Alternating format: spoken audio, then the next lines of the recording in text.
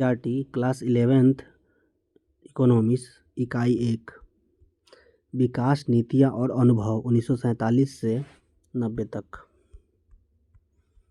इस इकाई के 2 अध्यायों के द्वारा हम स्वतंत्रता पूर्व से लेकर नियोजित विकास के 4 दशकों तक के भारत द्वारा चुने गए पथ का समग्र रूप से अवलोकन करेंगे।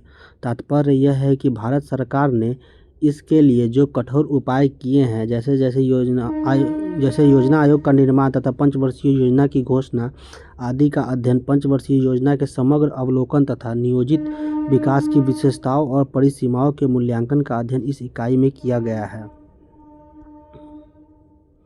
स्वतंत्रता की पूर्व संध्या पर भारतीय अर्थव्यवस्था। इस अध्याय को पढ़ने के बाद आप स्वतंत्रता प्राप्ति के समय 1947 में भारत की अर्थव्यवस्था की दिशा के बारे में जानेंगे। भारतीय अर्थव्यवस्था को अल्प विकास तथा गत्यावरोध की स्थिति में पहुंचा देने वाले कारकों से परिचित होंगे। भारत हमारे साम्राज्य की धुरी है। यदि हमारे साम्राज्य का कोई राज्य अलग हो जाता है तो हम जीवित रह सकते हैं। यदि हम भारत को खो देते हैं तो हमारे साम्राज्य का सूर्य अस्त हो जाएगा।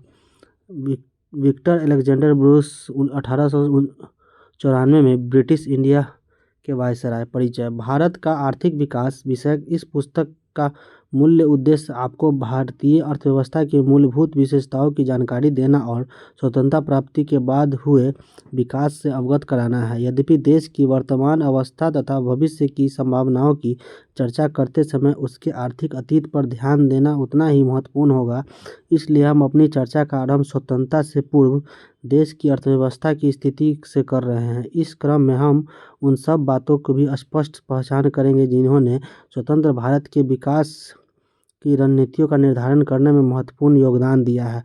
भारतीय अर्थव्यवस्था की वर्तमान संरचना कोई आज की नहीं है। इसके मूल सूत्रों तो इतिहास में बहुत गहरे हैं, विशेष रूप से उन अवधि में जब भारत 15 अगस्त 1947 को स्वतंत्रता प्राप्ति के पूर्व 200 वर्षों तक ब्रिटिश शासन के अधीन था।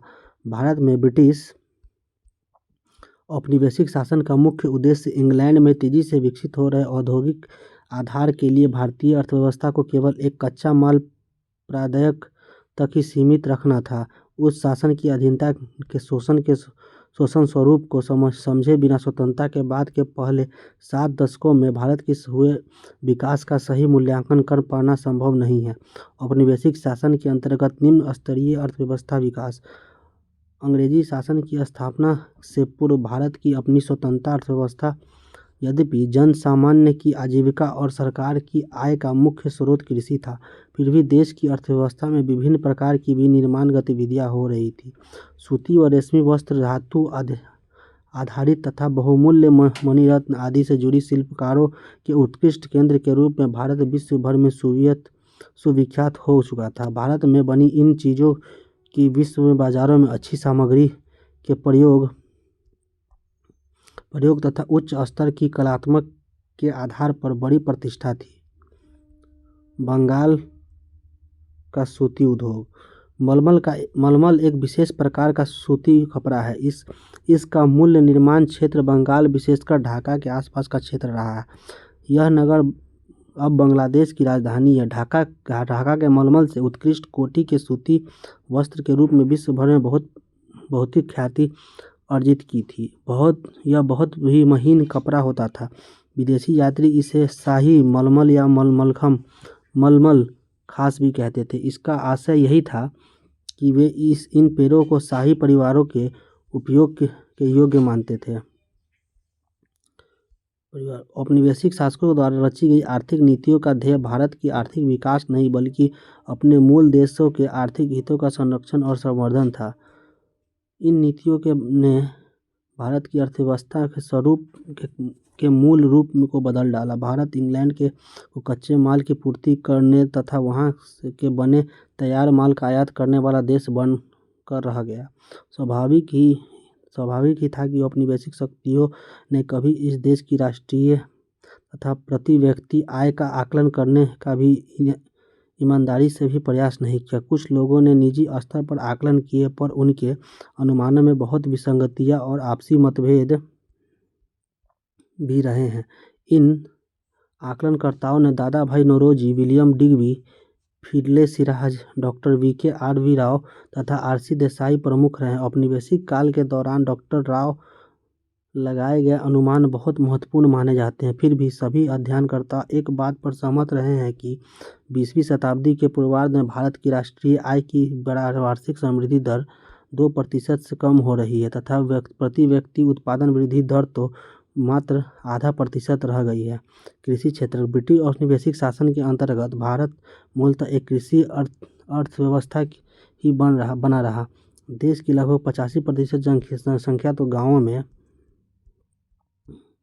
बसी थी, प्रत्यक्ष या परोक्ष रूप से कृषि के माध्यम से ही अपनी रोजी रोटी कमा रही थी। एक बड़ी जनसंख्या का व्यवसाय होने के बाद भी कृषि क्षेत्र में गतिहीन विकास की प्रक्रिया चलती रही। यही नहीं, अनेक अवसरों पर उसमें अप्रत्याशित ह्रास या गिरावट भी अनुभव की गई। भले ही कृषि आधारित क्षेत्रों के प्रसार के कारण कुल कृषि उत्पादन में वृद्धि हुई, किंतु कृषि उत्पादकता में कमी आती रही। कृषि क्षेत्र की गतिहीनता का मुख्य कारण औपनिवेशिक शासन द्वारा लागू की गई भू व्यवस्था प्रणालियों को ही माना जा सकता है। आज के समस्त पूर्वी भारत में, जो उस समय बंगाल प्रेसिडेंसी कहा जाता था, लागू की गई जमींदारी व्यवस्था में कृषि कार्यों से होने वाले समस्त लाभ को जमींदार ही हड़प जाते थे। किसानों के पास कुछ नहीं बच पाता था। यही नहीं, अधिकांश जमींदारों तथा सभी औपनिवेशिक शासकों ने में कृषि क्षेत्र की दिशा को सुधारने के लिए कुछ नहीं किया। जमींदारों की रुचि तो किसानों की आर्थिक दुर्दशा की अनदेखी कर उनसे अधिक लगान संग्रह करने वाली तक सीमित रहती थी। इस कारण कृषक वर्ग को नितांत दुर्दशा और सामाजिक तनावों को झेलने को बाध्य होना पड़ा। राजस्व व्यवस्था की शर्तों का भी जमींदारों से इस व्यवहार के विकास में बहुत योगदान रहा। राजस्व की निश्चित राशि सरकार के कोष में जमा करने की तिथियां पूर्व निर्धारित थी। उनके अनुसार रकम जमा नहीं करवाने वाले जमींदारों से उनकी अधिकार छीन लिए जाते थे। साथ ही प्रौद्योगिकी के निम्न स्तर, सिंचाई सुविधाओं के अभाव और उर्वरकों का नगण्य प्रयोग भी कृषि उत्पादकता के स्तर को बहुत निम्न रखने के लिए उत्तरदायी था। किसानों की दुर्दशा और बढ़ाने में इसका भी बड़ा योगदान रहा। देश के कुछ क्षेत्रों में कृषि के व्यवसायीकरण के कारण नकदी फसलों की उच्च उत्पादकता प्रमाण भी मिले हैं, किंतु उस उच्च उत्पादकता के लाभ भारतीय किसानों को नहीं मिल पाते हैं, क्योंकि उन्हें तो खाद्यान्न की खेती के स्थान पर नकदी फसलों का उत्पादन करना पड़ता है, जिनका प्रयोग अंततः इंग्लैंड में लगे कारखानों में किया जाता था। सिंचाई व्यवस्था के कुछ सुधारों के बावजूद भारत बाढ़ नियंत्रित एवं भूमि की उपजाऊ शक्ति के मामले में पिछड़ा हुआ था, जबकि किसानों के एक छोटे से वर्ग ने अपने फसल पैटर्न को परिवर्तित कर खाद्य फसलों की जगह वाणिज्यिक फसलें उगाना प्रारंभ किया। काश्तकारों ने एक बड़े वर्ग तथा छोटे किसानों के पास कृषि क्षेत्र में निवेश करने के लिए न ही संसाधन थे और तकनीकी और न ही कोई प्रेरणा। पूर्व ब्रिटिश काल में कृषि को यहाँ पे बताया। 17वीं शताब्दी में भारत आए फ्रांसीसी यात्री बर्नियर ने तत्कालीन बंगाल का इस प्रकार वर्णन किया है। आपने दो बार के भ्रमण के दौरान बंगाल के विषय में संग्रही जानकारी के आधार पर मैं कह सकता हूँ कि यह क्षेत्र मिस्र देश की कहीं अधिक समृद्धि है। यहाँ से सूती, रेशम वस्त्र, वस्त्र, चावल, शक्कर और मक्खन का प्रचुर मात्रा में निर्यात होता है। यहाँ अपने आंतरिक उपभोग के लिए भी गेहूँ, सब्जी, अनाज, मुर्गे, मुर्गियाँ, बतख आदि का भरपूर उत्पादन होता है। यहाँ सूअरों के बड़े बड़े झुंड तथा भेड़ बकरी के विशाल झुंड भी विद्यमान है। इस क्षेत्र में हर प्रकार की मछलियाँ प्रचुरता में उपलब्ध है। राजमहल से लेकर समुद्र तक अतीत में परिवहन तथा सिंचाई के लिए गंगा नदी से बहुत यत्न और श्रमपूर्वक काट कर बनाई गई नहरों का जाल बिछा हुआ है। ब्रिटिश औपनिवेशिक शासन के अंतर्गत भारत में कृषि की गतिहीनता। इन्हें कीजिए। स्वतंत्र भारत के मानचित्र की अंग्रेजी शासन के भारत के मानचित्र से तुलना कर पता लगाइए कि देश का कौन सा क्षेत्र पाकिस्तान का हिस्सा बन गया। यह क्षेत्र आर्थिक दृष्टि से भारत के लिए क्यों महत्वपूर्ण था। इस संदर्भ में डॉक्टर राजेंद्र प्रसाद की पुस्तक इंडिया डिवाइडेड का अध्ययन उपयोगी होगा। अंग्रेजों ने भारत की किस प्रकार की राजस्व प्रणाली लागू की, देश के किस क्षेत्र में कौन सी राजस्व व्यवस्था लागू की और वहाँ उसके क्या प्रभाव रहे। आपको उन राजस्व व्यवस्थाओं की आज के भारत में कृषि परिदृश्य पर क्या क्या छाप दिखाई देती है। इन प्रश्नों के उत्तर खोजने के लिए आप रमेश चंद्र दत्त की 2 खंडों में प्रकाशित पुस्तक इकोनॉमिकल हिस्ट्री ऑफ इंडिया का सहारा ले सकते हैं। B.H. बेडेन पावल की पुस्तक the land system of British India भी उपयोगी रहेगी। इसके भी 2 खंड है। इस विषय को अधिक अच्छी तरह से समझने के लिए आप ब्रिटिश भारत का एक कृषि मानचित्र बनाने का प्रयास करें। अपने विद्यालय में लगे कंप्यूटर का भी आप इस कार्य के लिए प्रयोग कर सकते हैं। स्मरण रखिए, किसी भी विषय को भली प्रकार समझने के लिए मानचित्र का आकलन बहुत ही उपयोगी सिद्ध होता है। औद्योगिक क्षेत्रक कृषि की ही भांति औपनिवेशिक व्यवस्था के अंतर्गत भारत एक सुदृढ़ औद्योगिक आधार विकास भी नहीं कर पाया। देश की विश्व प्रसिद्ध शिल्प कलाओं का पतन हो रहा था, किंतु उस प्रतिष्ठित परंपरा का स्थान ले सकने वाले किसी आधुनिक औद्योगिक आधार की रचना नहीं होने दी। भारत के इस भी औद्योगिकरण के पीछे विदेशी शासकों का दोहरा उद्देश्य था। एक तो भारत को इंग्लैंड में विकसित हो रहे आधुनिक उद्योगों के लिए कच्चे माल का निर्यात बनाना चाहते थे। दूसरा, वे उन उद्योगों के उत्पादन के लिए भारत को ही एक विशाल बाजार भी बनाना चाहते थे। इस प्रकार उन उद्योगों के प्रसार से सहारे वे अपने देश ब्रिटेन के लिए अधिकतम लाभ सुनिश्चित करना चाहते थे। ऐसे आर्थिक परिदृश्य में भारतीय शिल्पकारों के पतन से जहां एक और भारी स्तर पर बेरोजगारी फैल रही थी, वहीं स्थानीय उत्पादन से वंचित भारतीय बाजारों में मांग का भी प्रसार हो रहा था। इस मांग को इंग्लैंड में सस्ते निर्मित उत्पादों के लाभपूर्ण आयात के द्वारा पूरा किया गया। यद्यपि 19वीं शताब्दी के उत्तरार्ध में भारत के कुछ आधुनिक उद्योगों की स्थापना होने लगी थी, किंतु उनकी उन्नति बहुत धीमी रही। प्रारंभ में तो यह विकास लगभग सूती वस्त्र और पटसन उद्योग को आरंभ करने की ही सीमित है। सूती कपड़ा मिलें प्रायः भारतीय उद्यमियों द्वारा लगाई गई थी और ये देश के पश्चिमी क्षेत्र आज के महाराष्ट्र और गुजरात में ही अवस्थित थी। पटसन उद्योग की स्थापना का श्रेय विदेशियों को दिया जाता है। यह उद्योग केवल बंगाल प्रांत तक ही सीमित रहा है। 20वीं सदी के आरंभिक वर्षों में लोहा और इस्पात उद्योग का विकास प्रारंभ हुआ है। Tata iron and steel company TISCO की स्थापना 1907 में हुई है। दूसरे विश्व युद्ध के बाद चीनी सीमेंट, कागज आदि के कुछ कारखाने भी स्थापित हुए हैं। एक तालिका बनाकर दर्शाए गए भारत के अन्य आधुनिक उद्योगों में सबसे पहले कहाँ और कब स्थापित हुआ था? क्या आप यह जानते हैं कि किसी आधुनिक उद्योग की स्थापना के लिए आधारभूत आवश्यकताएं क्या होती हैं? उदाहरण के लिए Tata and iron steel company की स्थापना जमशेदपुर में ही क्यों की गई, जब यह झारखंड में राज्य में था? अब यह झारखंड राज्य में है। आज भारत में कितने लोहा और इस्पात कारखाने हैं? क्या ये लोहा और इस्पात कारखाने विश्व के श्रेष्ठ संयंत्रों में गिने जाते हैं? क्या इन कारखानों को पुनर्रचना और तकनीकी उन्नयन की आवश्यकता है? यदि हाँ, तो यह कार्य किस प्रकार से हो सके? आजकल यह तर्क दिया जा रहा है कि जो उद्योग अर्थव्यवस्था के लिए अति महत्वपूर्ण नहीं है, उन्हें सार्वजनिक क्षेत्र में रखने की कोई आवश्यकता नहीं है। इस विषय में आपके क्या विचार हैं? भारत के मानचित्र पर उन सूती कपड़ा और पटसन मिलों को अंकित करें जो स्वतंत्रता प्राप्ति के समय विद्यमान थी, किंतु भारत में भावी औद्योगिकरण को प्रोत्साहित करने हेतु पूंजीगत उद्योगों का प्रायः अभाव ही बना रहा।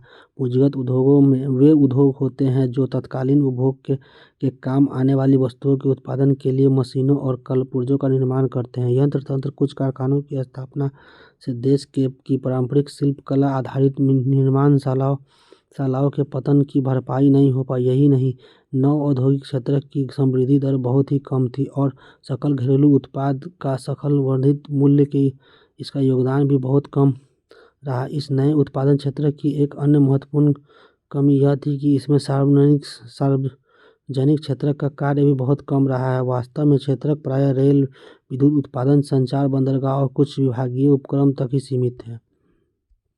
विदेशी व्यापार।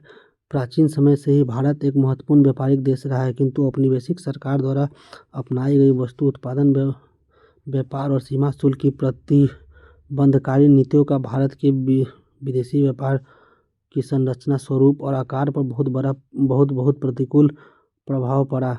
परिणाम स्वरूप भारत कच्चे उत्पादन जैसे रेशम, कपास, ऊन, चीनी, नील और पटसन आदि का निर्यात होकर रह गया। साथ ही यह सूती, रेशमी, ऊनी वस्त्रों जैसे अंतिम उपभोक्ता वस्तुओं और इंग्लैंड के कारखानों से बनी हल्की मशीनें आदि का आयातक भी हो गया।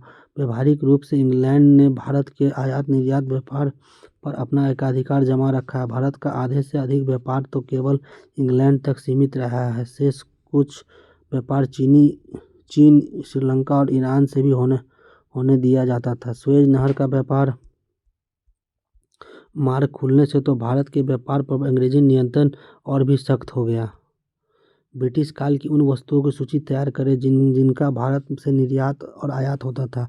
भारत सरकार ने वित्त मंत्रालय द्वारा प्रकाशित विभिन्न वर्षों में आर्थिक सर्वेक्षण में भारत के आयात और निर्यात के संबंध विभिन्न वस्तुओं की सूचना एकत्रित करें। इन आयातों और निर्यातों की तुलना स्वतंत्रता पूर्व अधीन से करें। उन सभी प्रमुख तत्वों के नाम लिखें जो अब भारत के अधिकांश विदेशी व्यापार संभालते हैं। विदेशी शासन के अंतर्गत भारतीय आयात निर्यात की सबसे बड़ी विशेषता निर्यात अधिशेष का बड़ा आकार है, किंतु इस अधिशेष की भारतीय अर्थव्यवस्था को बहुत भारी लगान चुकानी पड़ी। देश के आर्थिक बाजारों में अनाज, कपड़ा और मिट्टी के तेल जैसे अनेक आवश्यक वस्तुएं मुश्किल से ही उपलब्ध हो पाती थी। यही नहीं, इस निर्यात अधिशेष का देश में सोने और चांदी के प्रवाह पर भी कोई प्रभाव नहीं पड़ा। वास्तव में इसका प्रयोग तो अंग्रेजों की भारत पर शासन करने के लिए गढ़ी गई व्यवस्था का खर्च उठाने में हो जाता था।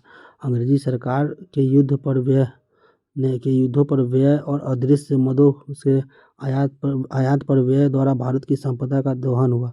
जननायकीय परिस्थिति ब्रिटिश काल की जनसंख्या में विस्तृत ब्यौरा सबसे पहले 1881 में जनगणना के तहत एकत्रित किए गए। यद्यपि इसकी कुछ सीमाएं थी, फिर भी इसमें भारत की जनसंख्या वृद्धि की विषमता बहुत स्पष्ट थी। बाद में प्रत्येक 10 वर्ष बाद जनगणना होती रही। वर्ष 1921 के पूर्व भारत के जननायकीय संक्रमण के प्रथम सोपान में हुआ। द्वितीय सोपान का आरंभ 1921 के बाद माना जाता है, किंतु उस समय तक न तो भारत की जनसंख्या बहुत विशाल थी और न ही उसकी समृद्धि दर बहुत अधिक थी। सुएज नहर भारत और इंग्लैंड के बीच राजमार्ग के रूप में प्रयुक्त सुएज नहर को यहाँ पे दिखाया गया है। यह है सुएज नहर, पोर्ट रोड, भूमध्य सागर का ये चित्र है। ये लाल सागर है और ये अफ्रीका है, ये भारत है और ये लाल सागर को यहाँ दिखाया गया, अरब सागर।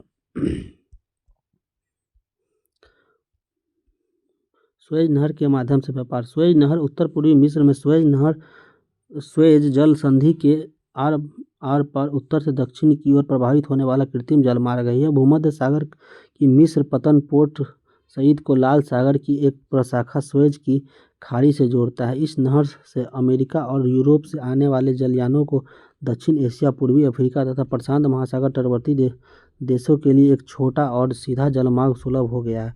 अब उसे अफ्रीका के दक्षिणी छोर की परिक्रमा नहीं करनी पड़ती। सुएज नहर आज आर्थिक और सामरिक दृष्टि से विश्व का सबसे महत्वपूर्ण जलमार्ग है। वर्ष 1869 में इसके खुल जाने से परिवहन लागतें बहुत ही कम हो गई है और भारतीय बाजार तक पहुंचना सुगम हो गया है। सामाजिक विकास के विभिन्न सूचक भी बहुत उत्साहवर्धक नहीं थे। कुल मिलाकर साक्षरता दर तो 16% से भी कम थी। इनमें महिलाएं साक्षरता दर नगण्य केवल 7% आंकी गई थी। जन स्वास्थ्य सेवाएं तो अधिकांश को सुलभ ही नहीं थी। यहाँ के सुविधाएं उपलब्ध भी नहीं थी। वहाँ नितांत ही अपर्याप्त थी। परिणाम स्वरूप जल और वायु के सहारे फैलने वाले संक्रमण रोगों का प्रकोप था। उनसे व्यापक जन हानि होना एक आम बात थी। कोई आश्चर्य नहीं था कि उस समय सकल मृत्यु दर बहुत ऊंची थी। विशेष रूप से शिशु मृत्यु दर अधिक चौंकाने वाली है। आज भले ही हमारे देश में शिशु मृत्यु दर 33 प्रति हजार हो गई है, पर उस समय तो यह 218 प्रति हजार थी। जीवन प्रत्याशा स्तर आज के 69 वर्ष की तुलना में केवल 32 वर्ष का ही था।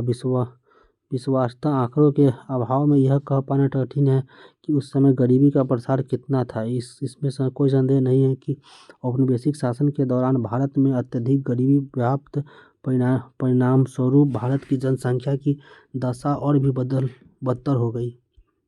भारत की जनसंख्या का एक बड़ा भाग भू आवश्यकता जैसे घर से वंचित है। क्या आप स्वतंत्रता पूर्व भारत में बारंबार अकाल पड़ने के कारण बता सकते हैं? इस विषय में लोग नोबेल पुरस्कार से सम्मानित अर्थशास्त्री अमर्त्य सेन की पुस्तक गरीबी और अकाल बहुत उपयोगी होगी। स्वतंत्रता के समय भारत की जनसंख्या के व्यावसायिक विभाजन का पाई चार्ट बनाइए। व्यावसायिक संरचना। औपनिवेशिक काल में विभिन्न औद्योगिक क्षेत्रों में लगे हुए कार्यशील श्रमिकों के आनुपातिक विभाजन में कोई परिवर्तन नहीं आया। कृषि सबसे बड़ा व्यवसाय था जिसमें 70 से 75% जनसंख्या लगी थी। विनिर्माण तथा सेवा क्षेत्र में क्रमशः 10% तथा 15 से 20% तक जन समुदाय को रोजगार मिल पा रहा था। क्षेत्रीय विषमताओं में वृद्धि एक बड़ी विलक्षणता रही है। उस समय की मद्रास प्रेसिडेंसी आज के तमिलनाडु, आंध्र प्रदेश और केरल प्रांतों के क्षेत्रों, मुंबई और बंगाल के कुछ क्षेत्रों में कार्यबल की कृषि क्षेत्रों पर निर्भरता में कमी आ रही थी। विनिर्माण तथा सेवा क्षेत्रों का महत्व तदनुरूप बढ़ रहा था, किंतु उसी अवधि में पंजाब, राजस्थान और उड़ीसा के क्षेत्रों में कृषि में लगे श्रमिकों के अनुपात में वृद्धि आंकी गई है। आधारिक संरचना औपनिवेशिक शासन के अंतर्गत देश में रेलों, पत्तनों, जल परिवहन व डाक तार आदि का विकास हुआ है। इसका ध्येय जन सामान्य को अधिक सुविधाएं प्रदान करना नहीं था। ये कार्य तो औपनिवेशिक हित साधन के ध्येय से किए गए। अंग्रेजी शासन के पहले बनी सड़कें आधुनिक यातायात साधनों के लिए उपयुक्त नहीं थी। जो सड़कें उन्होंने बनाई थी उसका ध्येय भी देश के भीतर उनकी सेनाओं के आवागमन की सुविधा तथा देश के भीतरी भागों में कच्चे माल को निकटतम रेलवे स्टेशन या पतन तक पहुंचाने में सहायता करना मात्र था। इस प्रकार माल को इंग्लैंड या लाभकारी बाजारों तक पहुंचाना आसान हो जाता था। ग्रामीण क्षेत्रों तक माल पहुंचाने में सक्षम सभी मौसम में उपयोग होने वाले सड़क मार्गों का अभाव निरंतर बना ही रहा। वर्षा काल में तो यह अभाव और भी भीषण हो जाता था। स्वाभाविक ही था कि प्राकृतिक आपदाओं और अकाल आदि की स्थिति में ग्रामीण क्षेत्र में बसे देशवासियों का जीवन कठिनाइयों के कारण दूभर हो जाता था। अंग्रेजों ने 1850 में भारत में रेलों का आरंभ किया। यही उनका सबसे महत्वपूर्ण योगदान माना जाता है। रेलों ने भारत की अर्थव्यवस्था की संरचना को दो महत्वपूर्ण तरीकों से प्रभावित किया। एक तो इससे लोगों को भू क्षेत्रीय एवं सांस्कृतिक व्यवधानों को कम कर आसानी से लंबी यात्राएं करने के अवसर प्राप्त हुए, तो दूसरी ओर भारतीय कृषि के व्यवसायीकरण को बढ़ावा मिला। किंतु इन व्यवसायीकरण का भारतीय ग्रामीण अर्थव्यवस्थाओं की आत्मनिर्भरता के स्वरूप पर विपरीत प्रभाव पड़ा। भारत के निर्यात में निसंदेह विस्तार हुआ, परंतु इसके लाभ भारतवासियों को मुश्किल से ही प्राप्त हुए। इस प्रकार जन सामान्य को मिले सांस्कृतिक लाभ व्यापक होते हुए भी देश की आर्थिक हानि की भरपाई नहीं हो पाई। मुंबई तथा थाने को जोड़ने वाला पहला रेल पुल 1854 में बना था। सड़कों तथा रेलों के विकास के साथ साथ औपनिवेशिक व्यवस्था के अतिरिक्त आंतरिक व्यापार तथा समुद्री जलमार्गों के विकास पर भी ध्यान दिया, किंतु ये उपाय बहुत संतोषजनक नहीं थे। उस समय के आंतरिक जलमार्ग अलाभकारी सिद्ध हुए और उड़ीसा की तटवर्ती नहरें इसका विशेष उदाहरण है। यद्यपि इस नहर का निर्माण सरकारी कोष से किया गया था, तथापि यह रेलमार्ग से स्पर्धा नहीं कर पाई। नहर के समानांतर रेलमार्ग विकसित होने के बाद अंततः उस जलमार्ग को छोड़ दिया गया। भारत में विकसित की गई महंगी तार व्यवस्था का मुख्य ध्येय तो कानून व्यवस्था को बनाए रखना था। दूसरी ओर डाक सेवाएं अवश्य जन सामान्य को सुविधा प्रदान कर रही थी, किंतु वे बहुत ही अपर्याप्त थी। आधारिक संरचनाओं की वर्तमान अवस्था के विषय में आपको अध्याय 8 में विस्तृत जानकारी दी जाएगी। निष्कर्ष: स्वतंत्रता प्राप्ति तक 200 वर्षों के विदेशी शासन का प्रभाव भारतीय अर्थव्यवस्था के प्रत्येक आयाम पर अपनी पैठ बना चुका था। कृषि क्षेत्र पहले से अत्यधिक श्रम अधिशेष से भरा लदा था। उसकी उत्पादकता का स्तर भी बहुत कम था। औद्योगिक क्षेत्र भी आधुनिकीकरण, वैविध्य क्षमता संवर्धन और सार्वजनिक निवेश में वृद्धि की मांग कर रहा था। टाटा एयरलाइंस टाटा संघ के विभाग के रूप में इस कंपनी की स्थापना 1932 में भारत में उड्डयन क्षेत्र की नींव रखी गई। विदेशी व्यापार तो केवल इंग्लैंड की औद्योगिक क्रांति की ही पोषित कर रही थी। प्रसिद्ध रेलवे नेटवर्क सहित सभी आधारिक संरचनाओं के उन्नयन, प्रसार तथा जोनोमुखी विकास की आवश्यकता थी। व्यापार, गरीबी और बेरोजगारी भी सार्वजनिक आर्थिक नीतियों को जन कल्याण मुखी बनाने का आग्रह कर रही थी। संक्षेप में, देश की सामाजिक और आर्थिक चुनौतियां बहुत अधिक थी। अभी भी कुछ क्षेत्रों में यह धारणा व्याप्त है कि ब्रिटिश शासन भारत के लिए लाभकारी ही था। इस धारणा के बारे में जानकारियों पर आधारित चर्चा की आवश्यकता है। आपका इस धारणा के प्रति दृष्टिकोण क्या होगा? अपनी कक्षा में इस विषय पर चर्चा आयोजित करें। क्या अंग्रेजी शासन भारत के लिए अच्छा था? पुनरावर्तन। स्वतंत्रता के बाद आर्थिक विकास की उपलब्धियों को सही रूप से समझ पाने के लिए स्वतंत्रता पूर्व आर्थिक अर्थव्यवस्था की सही जानकारी की आवश्यकता है। औपनिवेशिक शासकों की आर्थिक नीतियाँ शासित देश और वहाँ के लोगों के आर्थिक विकास से प्रेरित नहीं था। उनका ध्येय तो इंग्लैंड के आर्थिक हितों का संरक्षण और संवर्धन था। भले ही भारत की जनसंख्या का बहुत बड़ा भाग कृषि से ही अपनी आजीविका पाता था, किंतु कृषि क्षेत्र गतिहीन ही रहे। इससे हार्स के ही प्रमाण मिले। भारत की अंग्रेजी सरकार द्वारा अपनाई गई नीतियों के कारण भारत के विश्व प्रसिद्ध हस्तकला उद्योग का पतन होता रहा और उसके स्थान पर किसी आधुनिक औद्योगिक आधार की रचना नहीं हो पाई। पर्याप्त सार्वजनिक स्वास्थ्य सेवाओं का अभाव, बार बार प्राकृतिक आपदाओं और अकाल के जन सामान्य को बहुत ही निर्धन बना डाला और इसके कारण उच्च मृत्यु दर का सामना करना पड़ा। यद्यपि अपने औपनिवेशिक हितों से प्रेरित होकर विदेशी शासकों ने आधिकारिक संरचना सुविधाओं को सुधारने के प्रयास किए, परंतु इन प्रयासों ने उनका निहित स्वार्थ था। यद्यपि स्वतंत्र भारत की सरकार ने योजनाओं के द्वारा यह आधार बनाया।